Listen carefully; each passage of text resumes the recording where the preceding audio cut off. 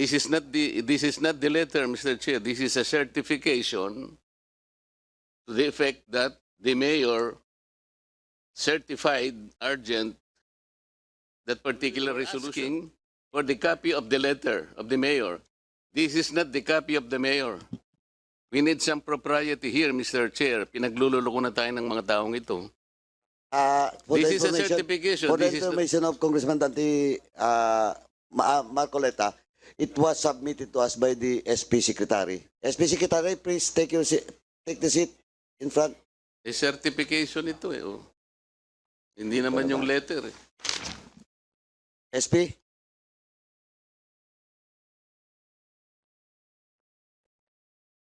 Eh,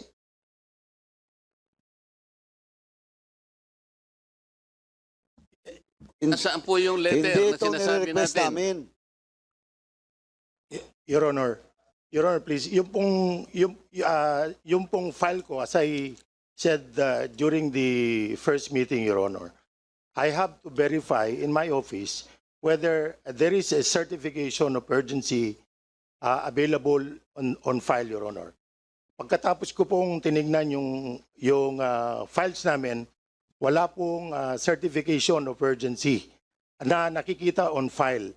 But since it is approved, certified urgent by the members, Your Honor, now I am certifying based on the I just minutes. want to cut you.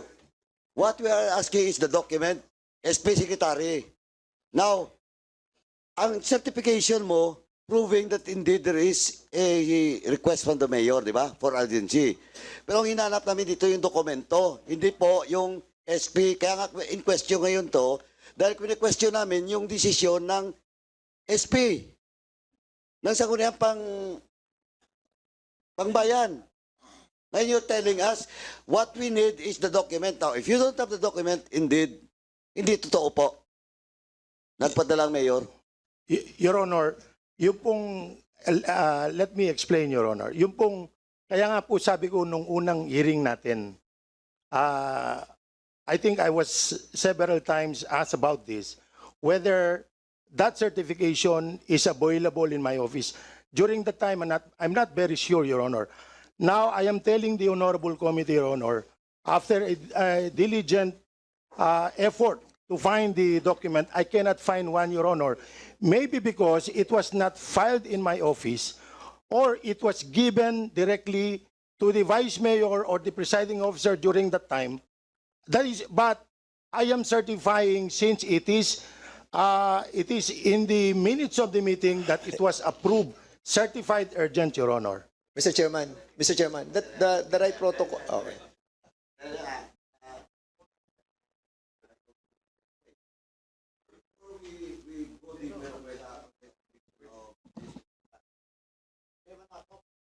Chairman Akop has requested all the documents. Now, Chairman Akop, pero of course, we will discuss about the submission of the SP Secretary. All those other documents, COMSEC will just check if, as of today, this morning, na-submit na ba yung mga dokumento, no? But of course, yung question of the document that was submitted by the SP Secretary, pwede natin tuloy yung pag-discussion. Mr. Chair, Mr. Chair. Sandali, one, wait. isa lang. Just to clarify the procedure on certifying as urgent a resolution, because I came from an LGU also.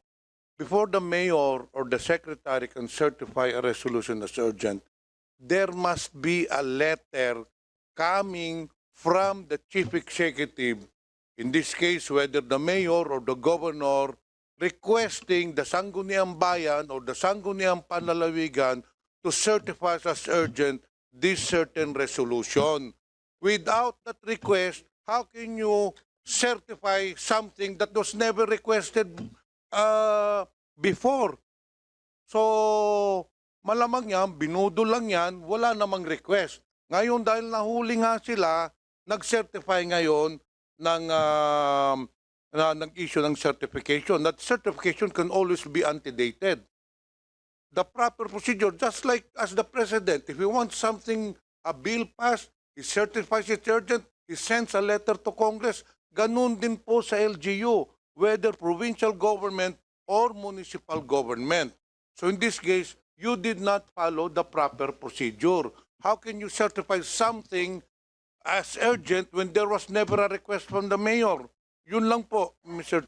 Thank you, Congressman Pimentel. Anyway, before I recognize Vice Chair Flores, SB Secretary, ang nirequest po kasi last hearing, yung dokumento mismo, hindi mo nakita. Di ba? Oh. Why did you make a certification? Ang hinahanap dito sa committee, sandali. Please, wait to be recognized before you speak. Ang hinahanap dito last hearing is the document itself. Yung request, certified urgent. Yun ang hinahanap. Now, sabi mo kanina, hindi mo nakita. Then why did you certify? Because the order of this committee is to produce that document, not your certification.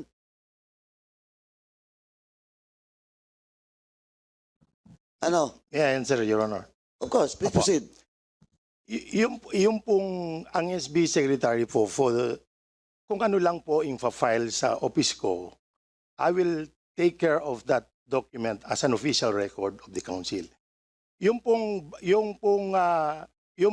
pag sinabi ng mga SB members, certified urgent yan. I cannot question that, Your Honor. Kasi po, they are I cannot be better than them, Your Honor. No, Mr. Chair. Chairman Fernandez. Now, what I'm telling you, this Panay tayo committee LGU dito eh. directed you to produce the document, di ba? O walang dokumento, tama? Bakit ka magsicertify? Kasi ang order ng committee is for you to produce. Now you're justifying yung question ngayon dun sa issue ng certificate of urgency. May I answer, Your Honor? Oh, Opo. ako, I just like to warn you. Pag inulit-ulit mo yung sagot mo, hindi ka pwedeng lumusot dito. Kasi alam na namin na hindi mo nakita. Na ang tanong ko, please diretso mong sagutin. Bakit ka nag-certify hindi mo nakita? May I read my certification for the record, Your Honor? Ano po? May I read? There Your will be Honor? no need, Mr. Chair. Maliwanag na po ito. Ano pong pangalan nyo? George Carino po. Your George Honor. Carino, ikaw ang Sangguniang Bayan Secretary. Opo. Ilagay mo doon sa minutes of the meeting, January 14, 2020, na certified urgent itong resolution na ito. It is in the minutes. Ito, nakalagay rito.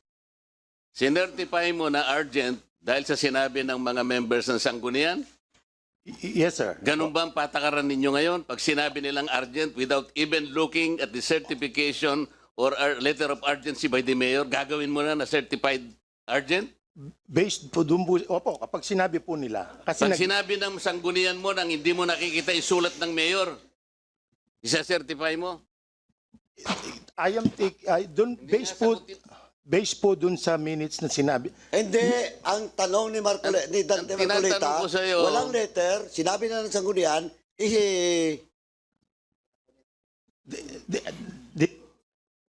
Mr. Chair, sumumpa na ba ito? Dito po sa minutes Sandali namin. lang. Walang letter. Tama o hindi?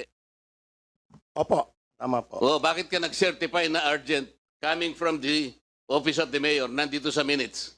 Kasi Nang po, hindi mo nakikita yung letter. kasi po sabi ng presiding officer. Teka muna, tinatanong ko, bakit ka nag-certify dito sa minutes mo na merong certified urgent sa mayor nang wala? Based po doon sa sinabi ng So presiding. anong paniniwalaan mo? Yung letter ng mayor o yung based sa sinabi ng mga kasama mo sa konseho ninyo? With due respect, Your Honor, siyempre po kung anong sinabi ng presiding officer at kami po kaming SB Secretary o ako bilang SB Secretary, kumukuha lang po ako ng notes based doon sa mga sinasabi ng membro.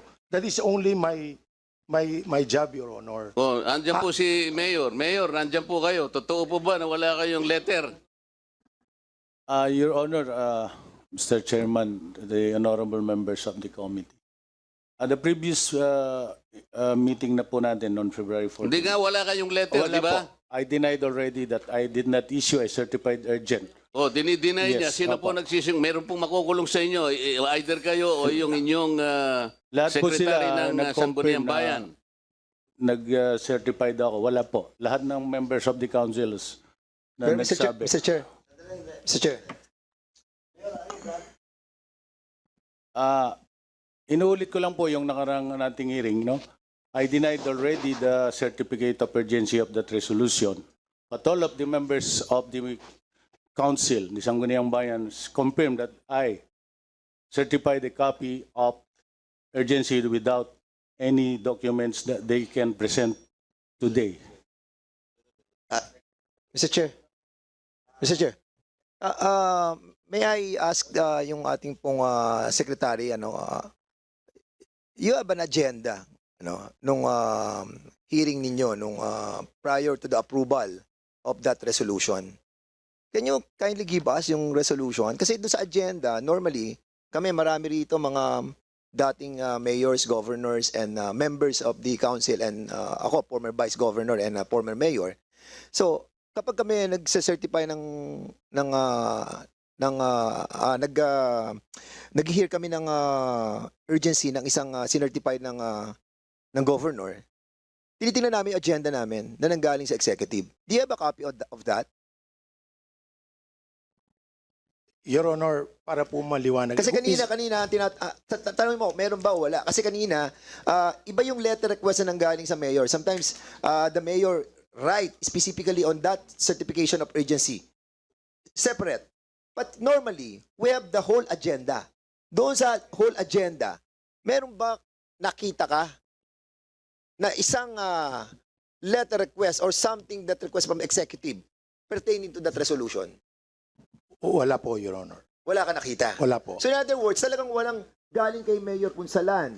Tapos wala rin sa agenda ninyo.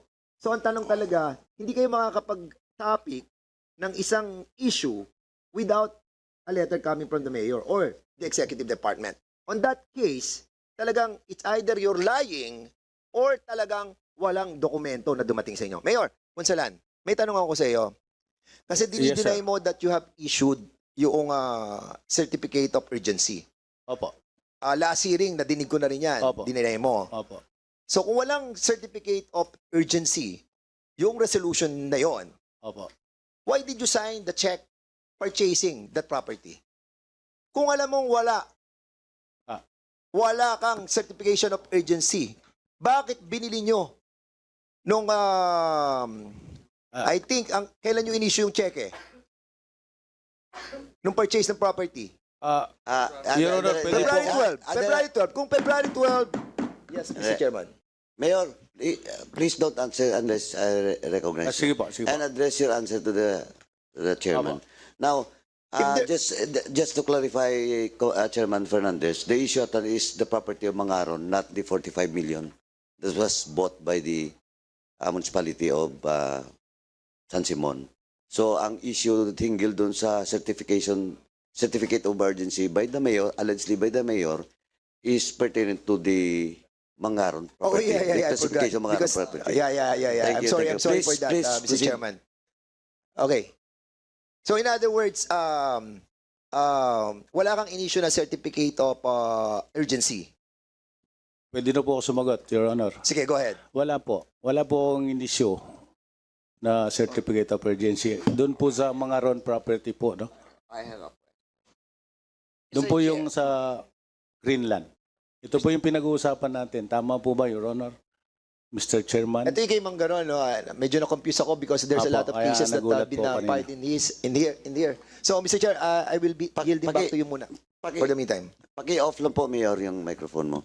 Now, before I recognize the original one that questioned that certificate, I'd like to Chairman Akop, si ano muna, si Ma'am Jimmy. Ma'am, please proceed. Yes, Mr. Chair, the SB secretary said that he certified only because he was told by the Sanggunian.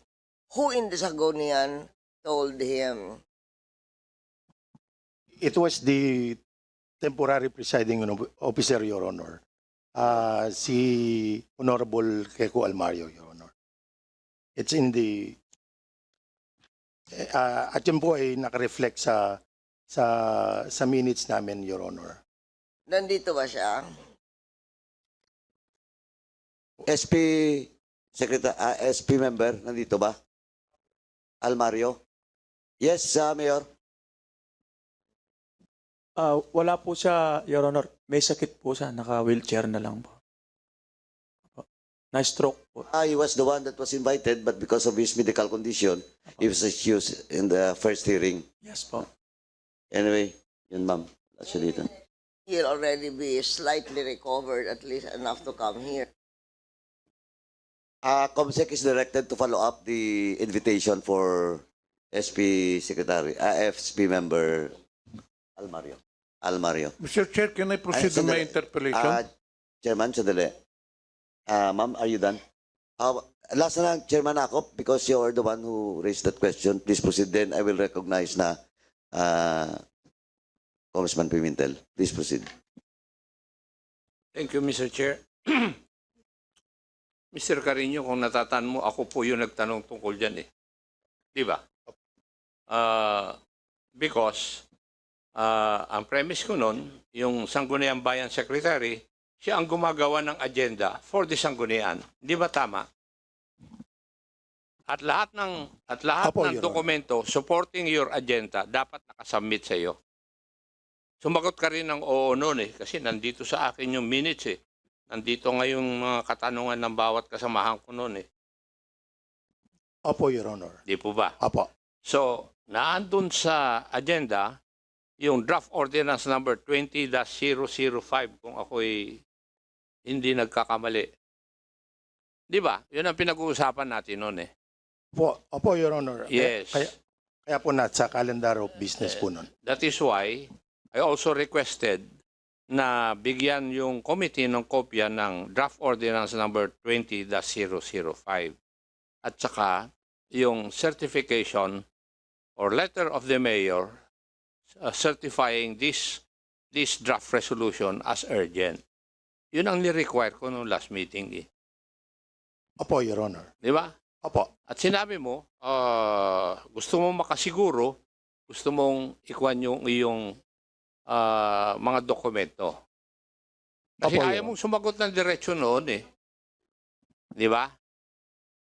Regarding the letter of urgency submitted by the mayor. Opo, Your Honor. I remember saying, let me check the report Yes. para po sigurado lang po ako sa sagot ko.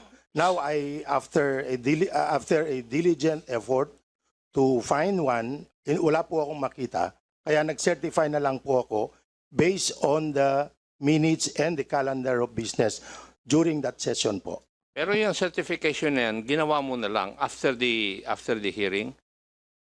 Yes, Your Honor. Yes. Pero noong meeting ng Sanggunian discussing draft ordinance number 20-005, nakalagay po doon na merong certified urgent under the office of the mayor, di ba? Ayon po sa sinabi ng presiding officer. Wala pa siyang sinasabi nung una. Kailan niya sinabi na certified urgent yun? Is it before the hearing sa iyo or after during the hearing or after the hearing? Bago po mag-session, sinabi sa akin na certified urgent yan, and even during the session, approval, deliberation, and approval of that particular Kung ordinance. ako Your Honor. magtatanong doon uli, bakit mo pinayagan na certified urgent? Wala ka namang ikinalendar mo, wala ka naman nababasa na letter of urgency? Sir, to be frank, Your Honor, kung dahil mga bosses po natin yan, ako po isang SB secretary lang. I cannot assert my right. Where is that document? Ano po? Kasi I respect of what they are saying, Your Honor. As I always do, Your Honor. Thank you, Mr. Chair. I will ask my questions when my time will be up. I yield to the Honorable Johnny Pimentel. May I continue with these questions, Mr. Chair? Mr. Chair, I was number one on the list, Mr. Chair. I think I should be given priority because I have another hearing to attend. Before we proceed, let me acknowledge the presence of Deputy Majority Leader Janet Ilgarin, First District, Iloilo City, Province. Sige po, Kong Johnny. Then Yes. after your interpellation, gusto ko lang balikan yung issue din yon. Ay bibigay ko kay I'll just be brief, Mr. Chair. calculator. Please proceed. Mr. Chair, there are several issues in this inquiry. Number one, illegal land conversion. Number two, anomaly in bridge project. Number three, misuse of public funds. Number four, collection of illegal fees. Number five, unjustified construction stoppage of NGCP. Now, during the last hearing, many of the questions were directed with regards to the subject matter of illegal land conversion. I would like to focus my questions on the two issues, which is in the bridge project in the misuse of public funds. Now, in 2019, Mr. Chair, a project to construct a bridge in the amount of 27 million pesos was awarded to Ping An Construction and Trading by the former mayor, Leonora Wong. Now, however, in 2019, when Mayor Punsalan took over, this contract allegedly was canceled. This is the subject matter that I would like to be enlightened. Andito po ba, Mr. Chair, yung representative ng Ping An Construction and Trading? Omsec. Mr. Chair, we invited Ping Ang. It was received, but I think they did not send any representative today. How about Engineer Benigno Bonos? Andito po ba si we Engineer also Bonos? invited Present. Mr. Bonus. Ano po ba ang posisyon ninyo, Engineer Bonus? Kasi with regard to the subject matter, ang mga inimbitan na resource person, Engineer Bonus, Mr. Yabot, Mr. Malonzo, Mr. Santos, Ms. De Leon, Mr. Naldi Lobo, Mr. Ruel Maniaco, Ms. Jacqueline Alfaro, and Mr. Alain Lee. Ngayon, bakit po kayo naimbitahan? Ano ba ang partisipasyon ninyo dito sa itong kontrata ng tulay? I'm Engineer Benigno Bonos, the back chairman of LGU San Simon. Ang participation po namin dito is to shed light on the issue of the bridge. Okay, Actually, tama, correct. Mabuti dito ka. I would like to direct my questions to you. Kailan ho ba nabidding itong first contract? Gagawin natin kasi dalawang contract ito eh. Kinancel yung una, tapos in-award sa Viking. Yung sa first contract, kailan ho ba ito nabidding? actually the first posting for on PhilJeps is February 14, 2019, and the bidding date is March 4, 2019.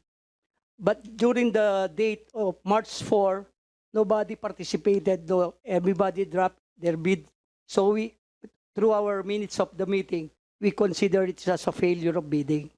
Okay, after the failure to bidding, ano hong ginawa ninyo? Actually, after that, we post again for in the PhilJeps on July 11, 2019, and the bidding date is August 27, 2019. So the contractor participated in the bidding. They dropped their bid form. So upon evaluation, we have the winner with the winning bidder, which is Viking Construction and Trading. Hindi, sandali. Ang nakalagay dito, Ping An Construction and Trading. Actually- Yung original contractor. Actually, Your Honor, we did not receive any company profile nor the Ping An did not participate during the first bidding. Where that's why we consider it as a failure of bidding. So nobody participated. So even the Ping An, who is the allegedly contractor, did not participate during the bidding.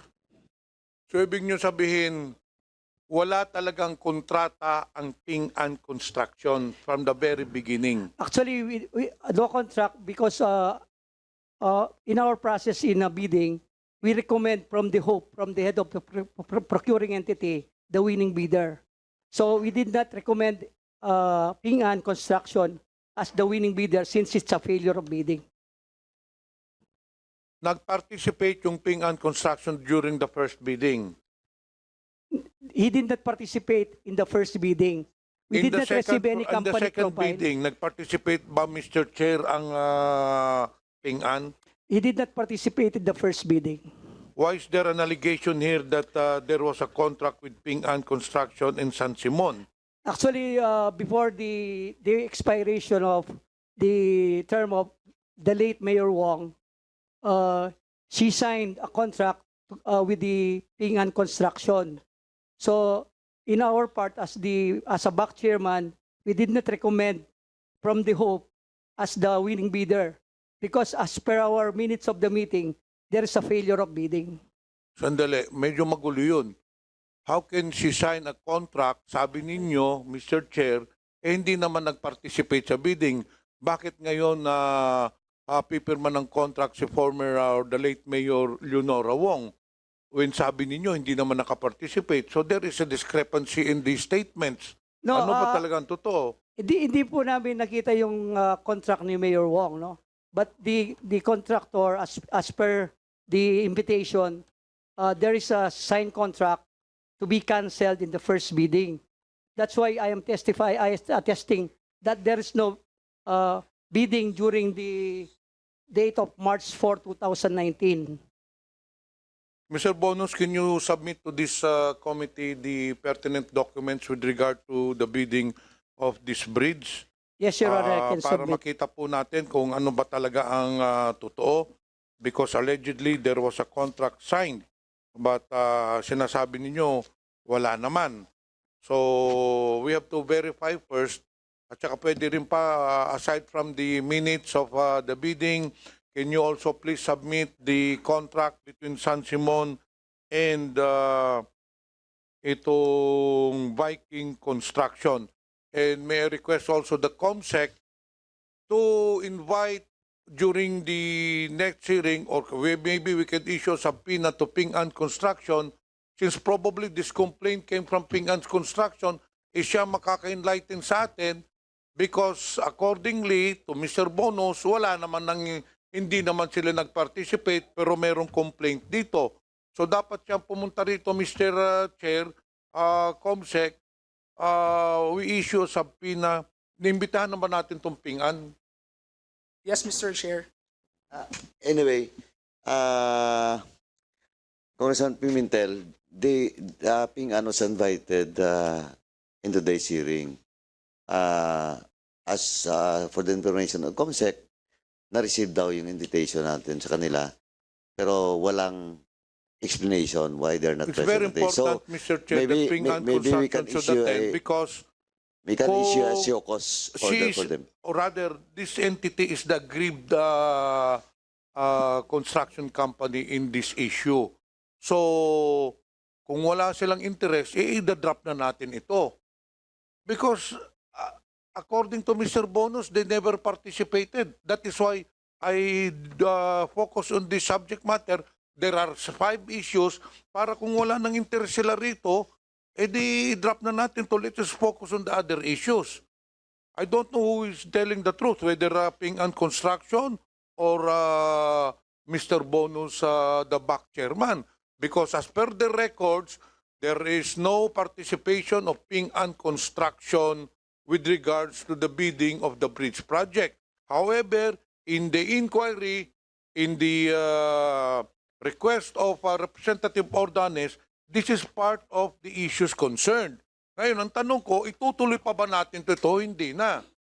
Kasi wala naman dito yung interested party. Anyway, Congressman Pimentel, just to give justice to that issue, sir, ilan ba kayo sa back the time? Actually, we are 5 members of the Pakisabit back. lang po yung list na names ng mga members ng back para may patawag na rin po natin para on the next hearing, tapusin na natin to.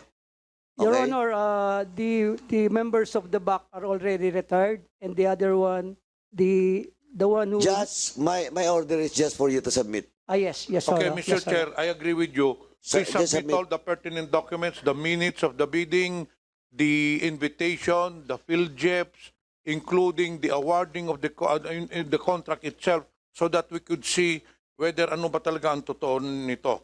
Now let me go, since Ping An Construction is not here, and she is the more interested party. Now let me go to the next issue. Before we proceed, kasi dalawang entity ditong interested party, the Viking and the Ping An. So they were invited, they were not present today. So we'll just, Congressman Adjong.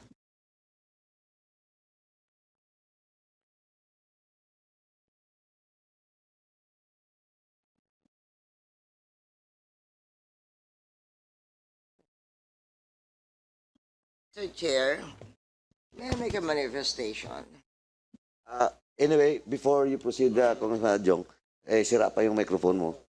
Yes, Madam Jimmy, please I proceed. would just like to give my opinion that this committee on public accountability is I think the mandate is to inquire into the acts of specific government officials. I would like to make a manifestation that we should not be harassing the private sector involved. In the last inquiry regarding the town of Mexico, the investor, the Chinese businessman who was called here and who was given all contempt, contempt judgments and things like that. Well, his investor ran away already. In other words, his investor doesn't want to continue investing in Mexico or even in the Philippines. And let's do what we have to do, send ombudsman things about the mayor, but please let us avoid involving calling businessmen to hearings in this committee. Thank you for the manifestation of the Honorable former President Arroyo. But anyway, ma'am, matter of Mexico, we are now preparing for the committee report, and I hope you can have it and read it. Kasi with regards to Ping An and Viking, we have to invite them, ma'am, because they have to explain the circumstances with regards to Ping An is claiming that may bidding, may award. Ito naman yung Viking, ito talagang binigyan ng award. So, we have just to get the bottom of it so that balik natin doon kay Mayor. If indeed, the process being made by the municipality of San Simon with regards to that issue is proper or improper, ma'am. Mr. Chair, may Yes, I again? please proceed. We're talking here about a contract signed by Mayor Wong, isn't it? She's dead. So what is the purpose of this particular issue? I find merit in the recommendation of Congressman Quintel that if Ping, who was the complainant, I understand, did not come and is not interested, who is the prospective accused anyway that we will send the documents of the ombudsman for? A mayor who has died already. So, this is not a corporation. I mean, the issues are not corporate and civil. The issues are that will be sent to the ombudsman are criminal because it's supposed to be corruption. And the issue dies with the prospective accused. The mayor is dead. So, if Congressman Pimentel will make a motion to drop this particular issue, I would second the motion on the ground that the mayor who signed the call is dead. Yeah, but Mr. Chair, the issue here is that allegedly the first contract, which I believe is non-existent according to Mr. Bonus, there was another contract. So we are just trying to establish whether the mayor violated some provisions in Republic Act 9184. Yun lang po. We are not running after, Mr. Chair, the late mayor, but rather on Mayor Punsalan. If indeed there was a first contract and it was canceled, and there was another contract that was awarded to Viking, then there is a possible corruption that's made or an anomaly. That is what we're trying to establish here. Now, in this case, Mr. Chair, at the moment, as I've said, the interested party is not present. However, I have already requested for the documents to be submitted so we could study further the matter. So during the next hearing, if we have already submitted, pag-aaralan po natin. Now, let me go to the last issue that I would like to focus on. Just to clarify your position, Honorable Pimentel. Mr. Chair. So, sandali po. So, we don't need to invite all those invited resource persons? We have to. Also, Comsec. Kasi ito, as per the inquiry, tignan nyo, anomaly in breach where the original contract was not cancelled, leading to a new contractor being awarded the project. Yeah. It's not been settled. Chairman, Congressman Pimentel, I'm just asking you because the manifestation being made by the Honorable GMA is related to your statement kanina po. So now, it's Mr. very Chair, clear can that we we have to decide on invite. that during the next hearing? Yeah, we will Pag decide. hindi pa sila nag-attend, i-drop na but we have natin. to invite them Mm. on the next hearing. Ma'am, pag hindi pa sila nag-attend, let's drop the So case. Comsec So wala is naman silang directed to interest na eh. invite once again the Ping Ang Construction and the other members of the back. And Comsec is directed to get all the names and addresses of those back members, 4 back members. Last question, Mr. Chair. Please, Yes. please proceed. Mr. Chair, quick interjection in relation to the question of Pimentel. I just need to also request for a clarification. I'm confused with the statement. Are you Just okay? Yes. Just quick interjection. Are Earlier, you okay? Yes, of course. Please proceed. Yeah. Just a Earlier, few Mr. minutes. Yeah, just one question, Mr. Chair. Earlier, what I heard from Engineer Bonos is that there was a request for cancellation of a contract. No, there was... Kaya nga ito nga ang dapat ma-enlighten tayo dito. As per the House resolution, there is an allegation that there was a contract that was signed by the late Mayor Wong, and it was cancelled allegedly by Mayor Punsalan. Pero ngayon, as per testimony ni Mr. Bonos, wala naman na kontrang pinirmahan si Mayor. Yun nga ang problema ni Mayor Wong. So, which is really the truth. That is why we need the documents para makita natin the entirety of this issue so we could decide whether we will proceed or not with this issue. Yeah, Yun po Mr. ang Chair. inaano natin I heard Mr. Bonos said the request for cancellation. Did you say that? You never said that. I did not say it cancellation.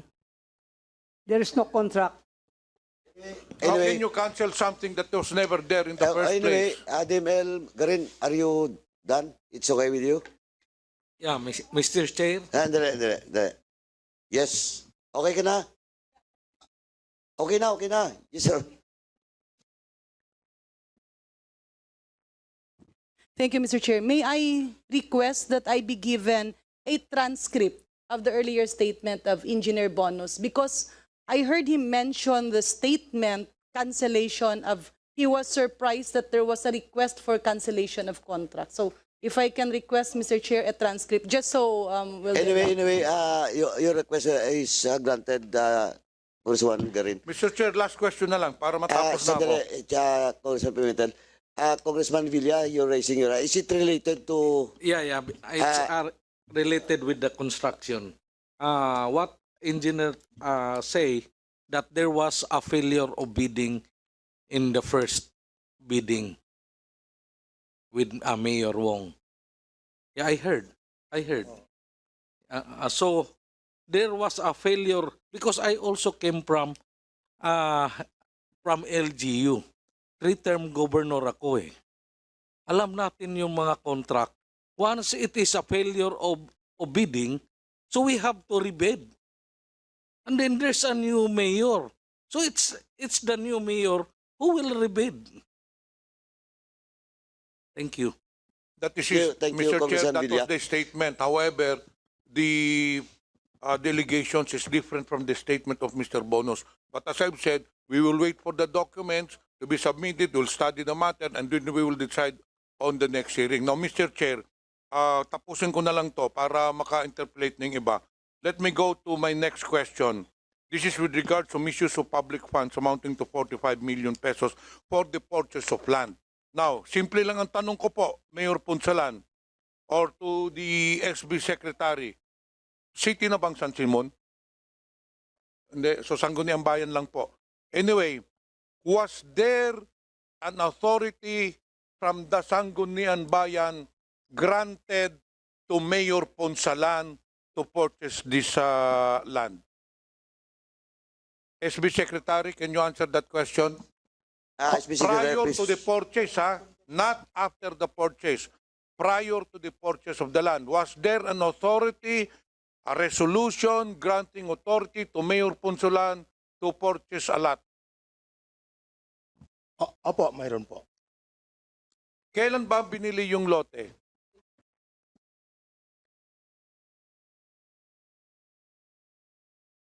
SB Secretary. Oh, Mayor Punsalan, do you want to answer? Yes, Mr. Chairman. The purchase of land was made during February 14. Kailan po lumabas February 14. yung... kailan, Mr. Chair, lumabas yung authority? Bigay mo kasi. The authority of the Sangguniang Bayan was issued on February 4, 2020, Your Honor.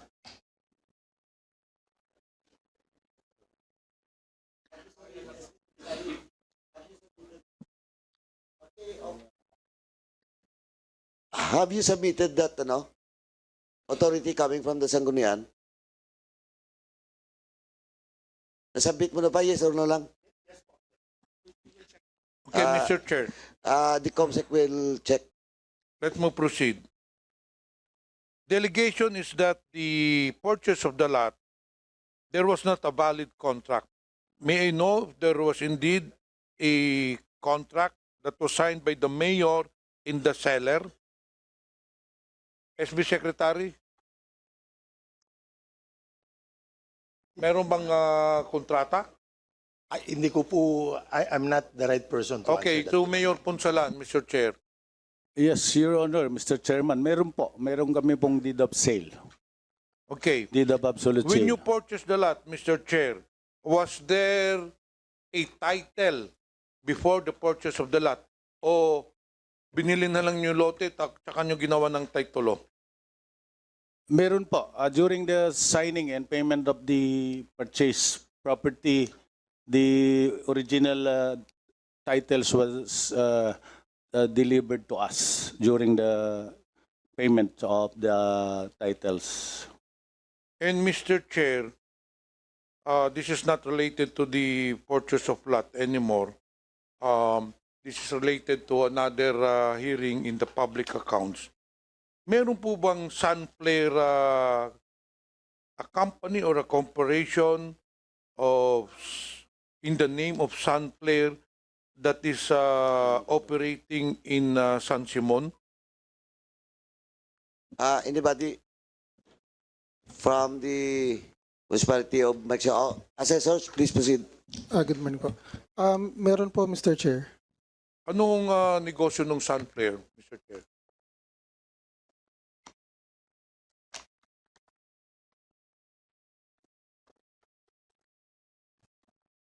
I think all refinery po siya.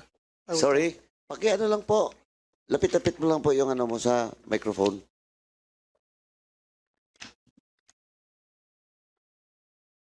Sunflare Industrial Supply Corporation. Mr. Chair, ang alam ko po oil refinery po siya. Ng tanker oil. Mr. Chair, may I know kung may mga lupa ba itong binili dun sa San Simon? Meron po. Meron. Marami? Yung Sunflare po mismo, Mr. Chair, dalawang property. And then yung, baka po yung tinatanong niyo po yung rest of investment po nung owner, which is the Golden Sun 999. Alam niyo ba ang owner nito? Yes, Mr. Chair. Sino po ang owner? Based on record po dun sa Sunflare po si Mr. A.D. Yang. May I direct my question to Mayor Punsalan? Do you know the owner of Sunflare Industrial Corporation, Mr. A.D. Yang? Opo, na-meet ko po siya minsan. Well, I'm just raising this issue, pero there are so many interpellators, maybe on the second round or during the next hearing. Alam niyo ba na itong si Mr. A.D. Yang na-involve ito doon sa more than 6 billion pesos na shabu doon sa where his name came up, doon sa Mexico. And that is why we are asking this, because accordingly, this Mr. Yang has bought so many hundreds of hectares in Pampanga. Ngayon, hindi natin alam kung Pilipino ito or Chinese. We have no record of him sa immigration kung nakalabas na ng bansa. But then, it seems that this Mr. Yang is really a Chinese citizen.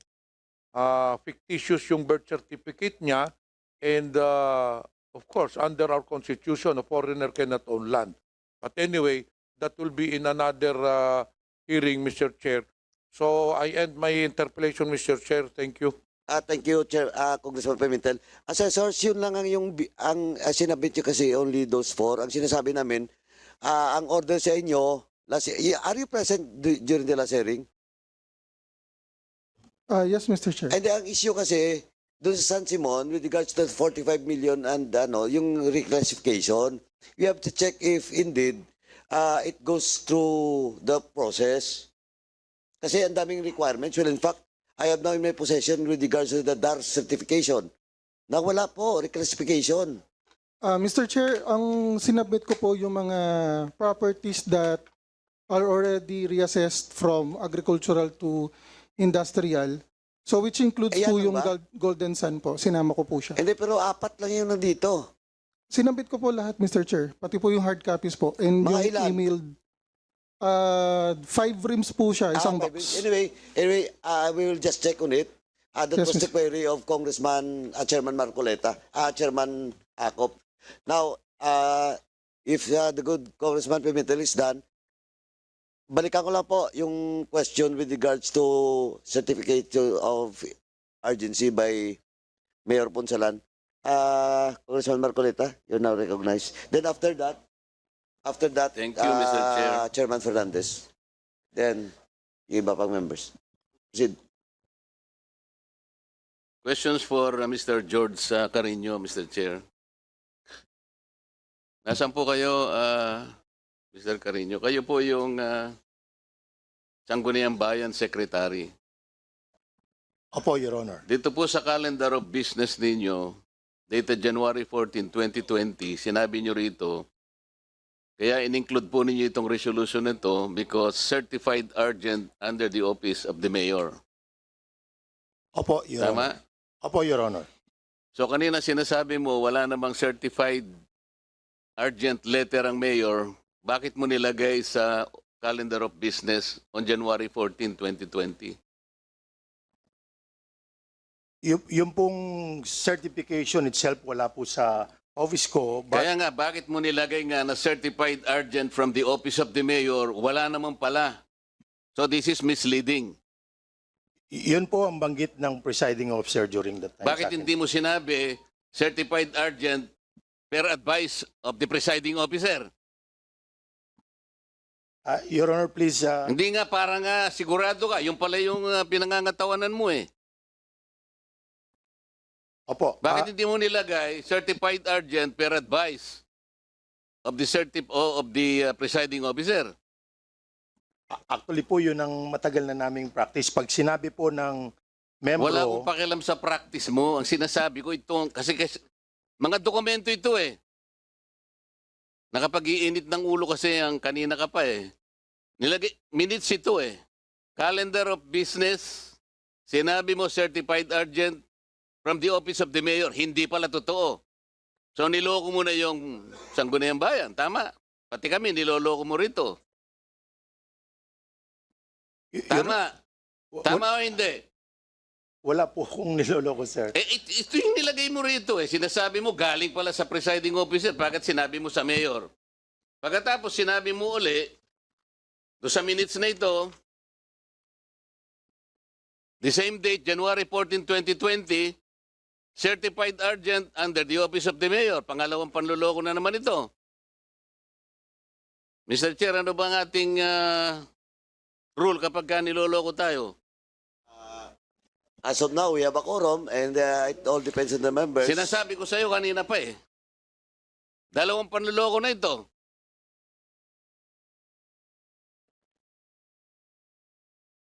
Sagot. Anong gusto mo sabihin? Ayon po dito sa certification, Your Honor, please. Hindi nga. Okay, sa agenda mo, sabi mo, certified urgent from the mayor. Hindi totoo, galing pala sa presiding officer. Pagkatapos sa minutes of the meeting, certified urgent from the office of the mayor, hindi rin totoo. Pagkatapos nagbigay ka ngayon ng certification, pangatlo. Ito ngayon lang, binigay mo sa amin. Certified urgent coming from the office of the mayor. Pangatlo na to, Mr. Chair. Anong gagawin natin sa taong ito? Gusto ko sana kitang tanungin pero ayaw ko nang maniwala sa iyo eh. May I answer, Your Honor? Please. Oh. Opo. Ang banggit po sa akin ng presiding officer during that time, certified urgent yan under the office of the mayor. Kaya nga kino-cover mo si mayor eh. Tingnan mo. Under the office of the mayor po ang sinasabi Kaya nga ko. kino-cover mo siya. Ito, January 14, gumawa na kayo ng ordinance. Isipin mo, Mr. Chair, in agenda ng January 14, kinover ng minutes ng January 14, January 14 pa rin ang ordinance. Sa isang araw, kaya nga merong urgency. Pero wala kang nakitang urgency sa office ng mayor. Sinasabi mo, did you advise the mayor when you prepared the agenda that your presiding officer informed you that it's certified urgent from the mayor? Did you call the mayor that it was certified urgent? Your Honor, please, ako po yung SB Secretary lang po. Tinatanong nga kita kung ano lang po ang sasabihin ng mga bosses natin, hindi ko po may tatanong sa kanila kung nasaan yung in respect to them, Your Honor. Sila po, yung pong Hindi Vice ko Mayor... sinasabi ang respeto dito. Mamaya na yung respeto. Ang sinasabi ko, tinawagan mo man lang si Mayor, tinext mo si Mayor, Mayor, totoo po bang certified urgent ito? Sinabi mo ba? Hindi po, Your Honor, naniniwala lang po ako doon sa banggit ng presiding officer during that time. Yun lang po ang... Natural po, hindi ko naman po tatanungin. Wala po, it's outside the authority of the SB Secretary to disagree with the Vice Mayor or any member of the Council whether totoo po ang presentation nila So sa you akin. follow your bosses blindly? Honestly, kung ano po ang No. Do you follow your bosses blindly? Out of respect, yes, Your Honor. Out of respect? Opo. Kasi po, hindi ko So makukwestiyon. pwede kang magbulag-bulagan dahil sa pagrespeto mo sa kanila? I stand on the... Kaya nga. So pwede kang makulong, di ba? Sapagkat pinagsinungalingan mo kami 3 beses. I hope... Sa Biblia, nung tinanong si Apostol Pedro 3 beses na tumilawak ang manok, baka ganyan ang mangyari sa'yo. So magsasabi ka na ba ng totoo o hindi? Your Honor, please, yun po, ang lahat po ng sinasabi ko dito ay totoo because I am under Okay, oath, so Your Honor. totoo rin that there are at least 12 requirements na dapat sana ay kinuha nyo muna bago kayo nakagawa ng land conversion. Ang mga ito ay, marami ito, pero ang 3 pinaka-importante, certification from the Department of Environment and Natural Resources, stating that the land is classified as alienable and disposable. certification from the Department of Agriculture as to the total area of existing agricultural sugar lands. Certification from the Department of Agrarian Reform indicating that such lands are not distributed or covered by notice of valuation and CARP, blah, blah, blah. 12 po ang iba pang mga requirements. Kahit na wala itong requirements na ito, na-reclassify po ninyo yung lupa ng mag-asawang Lilibet Anicete at Fernando Anicete. Tama po. As per record, Your Honor, tama po, based on the So minutes. sa mga tweet, kahit wala pong requirements, ganun po kabilis sa loob ng isang araw lamang sa kabila ng pagtatanggi mo na walang letter of urgency. Malinaw dito na binilisan po ninyo yung paggagawa ng resolution para lamang may sakatuparan ninyo yung land conversion kahit na walang necessary documents required by law. Tama po. Sir, yung Tama po. Opo. Ayun, Mr. Chair, tingnan mo itong mga...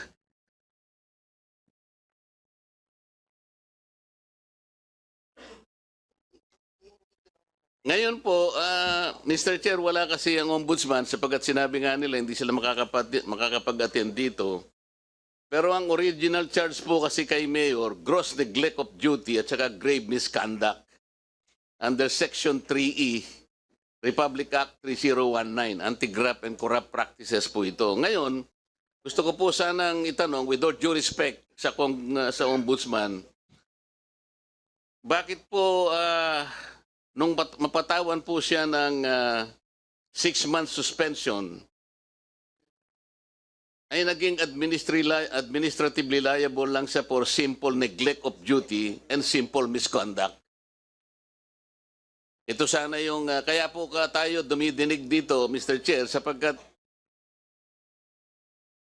tinanggap na po na there are 12 requirements necessary for them to evaluate whether or not they will reclassify the land. Pero wala, inamin po nila, bakit po kaya simple neglect of duty and simple misconduct lang ang naipataw ng ombudsman? Siguro bibisitahin po natin siguro, Mr. Chair, sa mga susunod na araw, baka pwede nating isuggest na i-amend natin ang charter ng ombudsman. Anyway, Congressman Marcoleta, your point is duly noted, and we'll write a letter to the Office of the Ombudsman with regards to that. And actually, question of the issue with regards to reclassification, ito din pong nangyari doon sa Mexico, Pampanga. Yung mga conversion ng lupa na walang specific requirements. And in fact, in this issue with regards to the Mangaron property, may sulat po dito, we have just received a letter coming from the Department of Agrarian Reform and DNR na indeed wala ngang certificate of conversion. So it confirms the allegation, Kong Dante. Please proceed.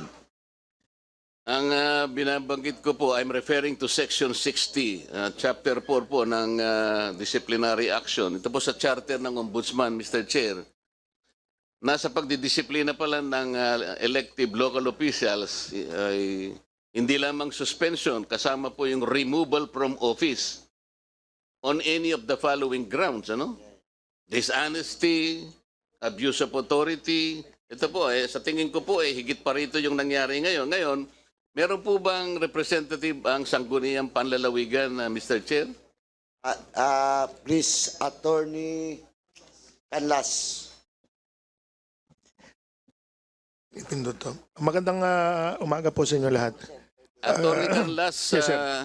are you familiar with DILG Opinion number 22, series of 2020? I'm very familiar, sir, but if you could refresh my memory. Ang date po nito ay January 31, 2020. I'm not really familiar, sir. Ito po kasing circular na to,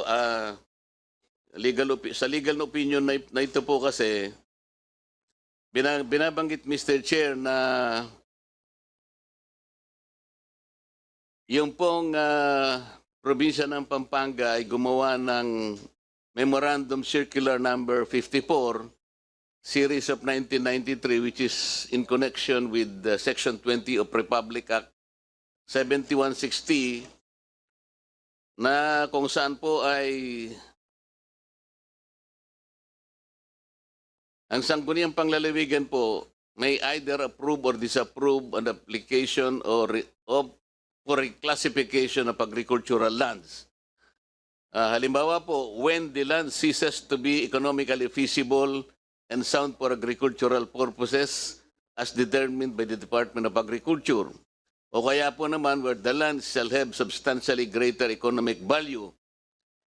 With these parameters, sir, maaari po ninyong tingnan, balikan nyo uli itong ginawa ng munisipyo ng San Simon. Base po rito sa parametro ng binabanggit ko pong dokumento sa inyo. Yes, sir. We will check our record, sir, if that ordinance is in compliance with that DILG opinion with respect to land reclassification. Thank you. Kanina po, Mr. Chair, ay nabanggit nga yung anomalous land purchases sa expansion po ng munisipyo ng San Simon, na kung saan dito ay nasuspinde pala si Mayor Abundio Punsalan ng 6 months, pero May 2020 pa po ito, so matagal na ito. Ang violation niya po rito, again, is grave misconduct. In charges po niya, gross negligence and gross dereliction of duty and grave abuse of authority under Section 660 of the Local Government Code. Ito po yung gusto sana nating i-refer sa Ombudsman, Mr. Chair, sapagkat dito maliwanag na naman, yung background po nito ay illegal use and disbursement of public funds. Ito po yung 45 million pesos. Yung lote po na binili ng munisipyo ay covered po ng resolution dated February 4, 2020. Ito, urgent resolution na naman po ito. Puro urgent resolution po ito. Sabi po ni George Carino, Mr. Chair, meron pong kontrata itong pagbabayaran na ito. Tama po ba ito, Mr. Carino? I'm sorry, Your Honor, hindi po ako ang sumagot nun. Ano po? I'm sorry, hindi po ako ang sumagot dun sa whether or not there is a contract pertaining to the purchase of land, Your Honor. Pero kayo po ba yung sanggunian secretary anong panahon na ito'y binili? Opo, Your Honor. So meron po bang kontrata ito? Yung pong contract, hindi ko po, it's in the office of the mayor. O pwede po ba sumagot si Mayor? Mayor, kayo po kasi inasunto rito. Administrative case po na isinampa ng Sangguniang Panlalawigan. Ang sinasabi po rito ay wala po kayong deed of sale. Tama po ba ito? Your Honor, hindi po tama. May kontrata po, may deed of absolute sale po kami. Nai-submit na po ba nyo sa opisina ng COMSEC po ito? Hindi pa po yata. Pero sa Sangguniang Bayan Panlalawigan po, na-submit yan kasi na-penalty po ako ng 6 months yan for my administrative. Kasama po yung, meron pong corresponding voucher po ito ng sale? Yes po, meron po, kompleto po. Meron pong certified true copies ng titles? Meron po. Magsasubmit po kami ulit kung Meron kailangan. pong authority of sale? Meron po at ratification Merong po. appraised market value? Independent po, hindi po government. Ano po? Independent appraisal po yung aming Oo nga, pinagbasihan. lahat po ng itong sinasabi ninyo, inai-submit po ninyo sa COMSEC? Hindi pa po, hindi pa. Kanino po nyo sinubmit? Sa Sangguniang Panlalawigan po during the hearing of the case. Nandyan po yung Sangguniang Panlalawigan. Sinubmit po lahat ang dokumentong ito na binabanggit natin? May I be recognized, Your Honor, please? Yes, sir. We have a copy of our official copy of our decision rendered in the administrative case filed against Mayor Abundio Punsalan et al., Your Honor. This was a decision rendered by the Sangguniang Panlalawigan way back in May 24, 2021. and we impose the maximum penalty allowed by law to the Sangguniang, wherein we impose the maximum penalty of 6 months suspension. We have summarized the factual basis of the decision. As per our decision, Your Honor, with respect to the disbursement of public funds, the Municipality of Mexico issued and paid the amount of 45 million, Municipality of San Simon rather, 45,007,200 pesos, Your Honor, in connection with the parcel plan. The basis of the decision, because the check, the payment was actually made February 12, 2020, Your Honor. But as per record submitted to us by the COA who testified before the administrative case when it was heard by the Sangguniang Panlalawigan, the deed of sale was dated February 14, 2020. So the payment was paid in advance even before the deed of sale was even executed, Your Honor. And in fact, during the time when the then COA representative testified, Your Honor, there was this letter submitted, duly signed by the members of the Finance Committee who are also present now, the municipal accountant, the municipal treasurer, and the budget officer, Your Honor, attesting to the fact that they told the mayor that the payment is irregular, the transaction is irregular because there were incomplete documents. And in fact, the resolution of authority that was granted to him at the time, Your Honor, was dated February 4. But as per provisions of the Local Government Code, unless otherwise included in the ordinance as to the date of effectivity, the effective date of that resolution is 10 days after its enactment. So effectively, the resolution of authority becomes valid only on February 14. But as per the evidence duly proved, Your Honor, the payment and the checks were issued totaling 45 million. The first check for 30 million was issued February 12. The succeeding 3 checks totaling 10,007,200 pesos were issued February 13. But the deed of sale that was presented for audit to the COA was dated February 14, 2020, Your Honor. So payments were made even though there was no existing deed of sale. And what is more appalling, Your Honor, is the fact that the titles to the property, they have a notice of lease pendants duly annotated in the memorandum, you, Your Honor. Attorney. Kaya nga I meant to question his statement that there was a valid deed of sale. Ang totoo, wala. Yes, Kaya Your Honor. nagsisinungaling na naman siya sa ating take note, Mr. Chair. Hindi lamang yon, kahit na mag-produce sila ng deed of sale, hindi po pwede because the deed of sale is between the owner and Mr. Gian Jebi Reyes Lim. Ito pong Gian Reyes Lim has no authority to sell the subject lots. Hindi naman po siya, kasi itong mga binili nilang, tama yung sinasabi nyo, binili nilang mga lupa, are involved in a case pending before the RTC of Macabebe, Pampanga in Branch 54. Yes, Your Honor. Ito po ay pinoprobate pa to sa will ni Artemio Reyes Sr. Hindi Special Proceedings number 05-0534. Ngayon, si Gian Reyes does not appear to be an heir to this probate proceedings. Hindi rin siya administrator. Paano po ibinenta kay Lim yung mga lupa at kahit na ito'y cover pa ng deed of sale, hindi tama, mali din, hindi ba, Attorney? Yes, Your Honor. At pagkatapos, ang gusto kong itanong sa'yo, kagaya ng sinabi mo, totoo lahat yon, puro mali ang kanilang mga ginawa at mga patakaran nila, kaya nga po yung charge nila ay grave misconduct in office, gross negligence in the performance of official duties, and gross dereliction of duty.